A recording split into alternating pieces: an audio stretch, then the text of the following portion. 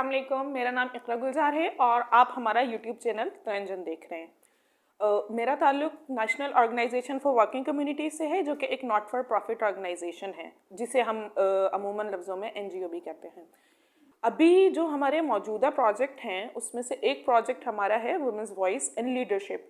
ये जो प्रोजेक्ट है ये ऑक्सफैम कनाडा का फंडेड प्रोजेक्ट है और इसमें पाकिस्तान के अंदर तकरीबन 12 वुमेन राइट ऑर्गेनाइजेशन पाकिस्तान के चारों सूबों में ख़वातीन की लीडरशिप के हवाले से काम कर रही हैं। अच्छा, हम बात करें वुमेन राइट ऑर्गेनाइजेशन की ना, तो सवाल ये पहले पैदा होता है कि वुमेन राइट ऑर्गेनाइजेशंस होती क्या हैं। वुमेन राइट ऑर्गेनाइजेशन को हम इस तरीके से समझ सकते हैं कि ऐसी ऑर्गेनाइजेशन जो कि ख़वातीन के हुकूक़ के लिए या ख़वातीन को एम्पावर करने के लिए या उनकी बेहतरी के लिए काम कर रही हो।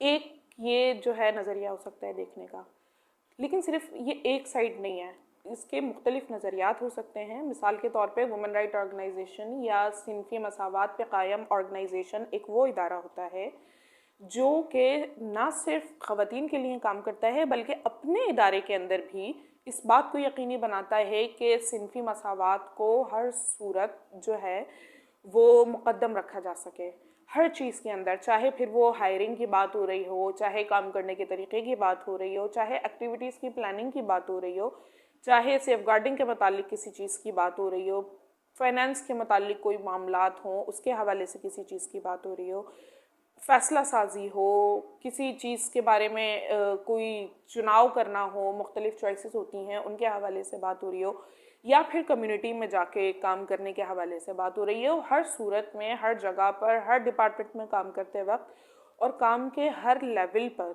आपको सिनफी मसावात को जो है मलहूज़ खातिर रखना है और उसको अहमियत देनी है। जो इदारा इस चीज़ को सामने रख के चलता है उसको हम ये कहते हैं कि सिनफी मसावात पे कायम इदारा।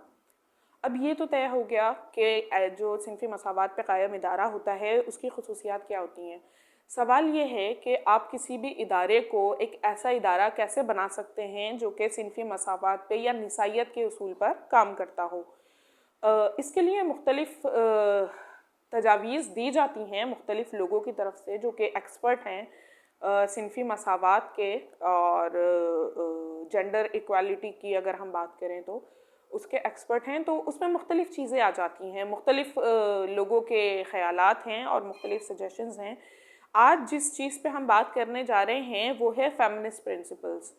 ये फेमिनिस्ट प्रिंसिपल्स जो हैं ये ऑक्सफैम के पेश करदा फेमिनिस्ट प्रिंसिपल्स हैं। मुख्तलिफ़ इदारों ने मुख्तलिफ़ नंबर्स दिए हैं इसके कि भाई 10 उसूल हैं, 12 उसूल हैं, 13 उसूल हैं और थोड़ी बहुत चीज़ें मुख्तलिफ़ हैं हर चीज़ के अंदर, लेकिन मोर और लेस ज़्यादातर चीज़ें बराबर हैं। अच्छा, ऑक्सफैम के जो फेमिनिस्ट प्रिंसिपल्स हैं वो हमें ये बताते हैं कि आप अपने इदारे को सिनफी मसावात पे मबनी इदारा किस तरीके से बना सकते हैं, क्या क्या तब्दीलियां हैं जो कि आपको अपने इदारे के मुख्तलिफ शोबों में करनी होंगी ताकि आप अपने इदारे को एक सिनफी मसावात पे कायम इदारा बना सकें। इसमें जो सबसे पहली चीज़ है वो ये है कि आप ट्रांसफॉर्मेटिव चेंज को सपोर्ट करें।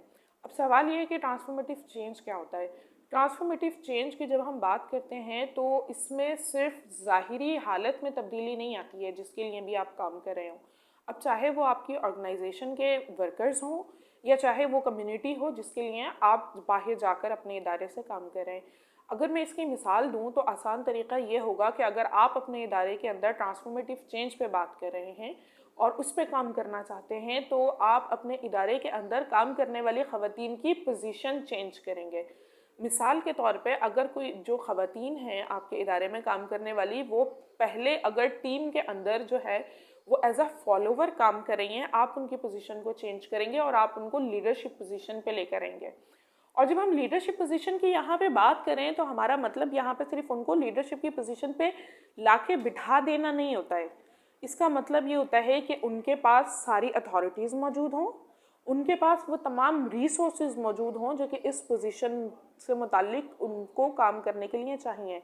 और ना सिर्फ वो रिसोर्सेज उनको पास मौजूद हों, उनको वो तालीम दी जाए, उनको वो ट्रेनिंग दी जाए और उनको वो माहौल फराहम किया जाए जिसमें वो उस पोजीशन पर आज़ादाना फ़ैसले कर सकें। अगर आप ये करेंगे कि आप ख़वातीन को जो है सीनियर पोजीशंस पे रखेंगे, जैसे आपने सीईओ बना दिया, आपने जो है वो बोर्ड मेंबर्स बना दिए, या आपने मैनेजिंग पोजीशंस पे ख़वातीन को बिठा दिया है, लेकिन अगर उन ख़वातीन के पास डिसीजन मेकिंग पावर नहीं है और रिसोर्सेज नहीं है और उनको फैसिलिटेट नहीं किया जा रहा है इस सारे प्रोसेस में, तो फिर जो इदारा है वो जेंडर बैलेंस्ड इदारा तो कहलाया जा सकता है, लेकिन वो इदारा सिनफी मसावात पे कायम इदारा नहीं कहलाया जा सकता।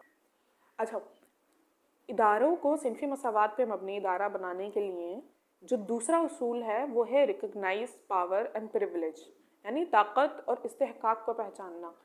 होता ये है कि हम मुख्तलिफ इदारे जो हैं उनके काम करने का जो कल्चर होता है वो मुख्तलिफ होता है, और जिन कम्युनिटीज़ के साथ वो काम कर रहे होते हैं वो भी उनके कल्चर डिफरेंट होते हैं।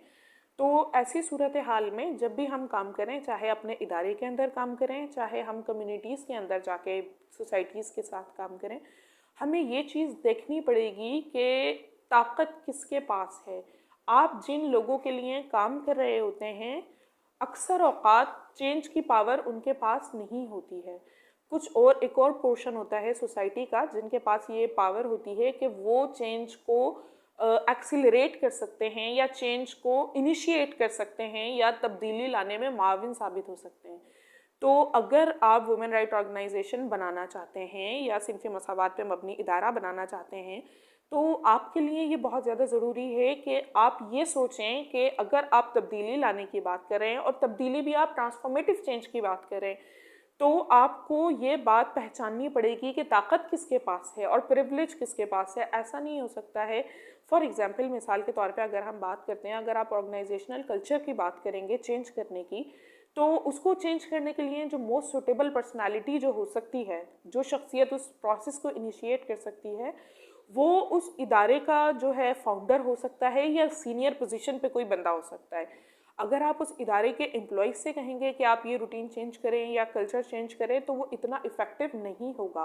तो ये काम करने वालों की जिम्मेदारी है कि वो ये बात को पहचानें कि उन्होंने बात क्या करनी है, पावर रिलेशंस क्या हैं, चेंज कहाँ से आ सकता है। इस सूरत में ही सिर्फ आप अपनी जो है वो चेंज मैनेजमेंट है, जो स्ट्रैटेजी है, उसको आप बेहतर तरीके से ऑर्गेनाइज कर सकते हैं। तीसरा जो उसूल है इदारे को सिनफी मसावात पे मबनी इदारा बनाने के लिए, वो है कि ख़वातीन के हुकूक के लिए जो काम करने वाले लोग हैं उनको अपने काम में मरकज़ियत देना। अब वो मरकज़ियत सिर्फ एक जगह पे नहीं होती। मिसाल के तौर पे आप जा रहे हैं कम्युनिटी में काम करने के लिए, उस टाइम पे भी जो ख़वातीन के हुकूक के लिए काम करने वाले लोग हैं उनको आप जो है प्लानिंग में शामिल रखें, उनको आप काम करते में शामिल रखें, उनको आप अपने इदारे में शामिल रखें जब आप अपने इदारे के हवाले से भी प्लानिंग कर रहे हों। ये बहुत ज़्यादा ज़रूरी है। इसकी ज़रूरत हमें इसलिए पड़ती है कि देखें, एक अमूमी मिसाल है कि जिस पे बीतती है वो जानता है। तो ख़वातीन के मसाइल सबसे ज़्यादा जो लोग बात कर सकते हैं इस पर, और सबसे ज़्यादा जो लोग इसको समझ सकते हैं और समझा सकते हैं, वो खुद ख़वातीन हैं। तो ऐसा नहीं हो सकता कि आप ख़वातीन के लिए काम करें और आपके पूरे प्रोसेस में कहीं ऐसी ख़वातीन शामिल नहीं है जिनको इस बारे में मालूमात हैं या जिनको इस बारे में काम करने का तजुर्बा है। तो इसलिए ये बहुत ज़्यादा ज़रूरी है कि आप इसमें उन लोगों को शामिल रखें जो कि जिनका स्टेक है, जिनकी जो है वो इस चीज़ के हवाले से एक्सपर्टीज़ है। और मिसाल के तौर पे आसान सी बात ये हो जाती है कि अगर आपने कोई बिल्डिंग बनानी है तो उसका नक्शा सिर्फ और सिर्फ एक इंजीनियर ही बना सकता है।